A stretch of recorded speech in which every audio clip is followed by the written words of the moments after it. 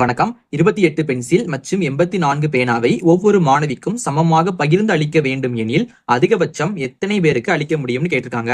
இப்ப நமக்கு இந்த மாதிரி சமமா கொடுக்கணும். அப்புறம் அதிகபட்சம்னு கேட்டிருந்தாங்கன்னா நம்ம பண்ண வேண்டியது HCF.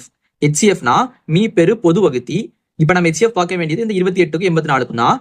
28க்கும் 84க்கும் இப்ப நமக்கு இந்த ரெண்டுமே காமன் டேபிள்ல வரணும். ரெண்டுமே ஒரே வாய்ப்பாடுல வரணும். இப்ப நமக்கு இது பாத்தீங்கன்னா 2 வாய்ப்பாடுல வச்சுட்டு போடலாம். 2 2 4 2 8. அதே மாதிரி இதுல 8ல 4 முறை வரும், 4ல 2 முறை வரும். திரும்ப நம்ம இந்த ரெண்டையுமே 2 வாய்ப்பாடுல போடலாம். 7 2 14. இந்த 4ல 2 முறை வரும், இந்த 1ல 1 முறை. இப்ப நமக்கு இந்த 7 21 நமக்கு 2 வாய்ப்பாடுல வராது. அப்ப நம்ம 3 வாய்ப்பாடுல பார்க்கலாம். 3 வாய்ப்பாடுல இது வராது. 4 வாய்ப்பாடுல பார்க்கலாம். 4 வாய்ப்பாடுல வராது, 5லயும் வராது, 6ல வராது. ஆனா 7 வாய்ப்பாடுல வரும்.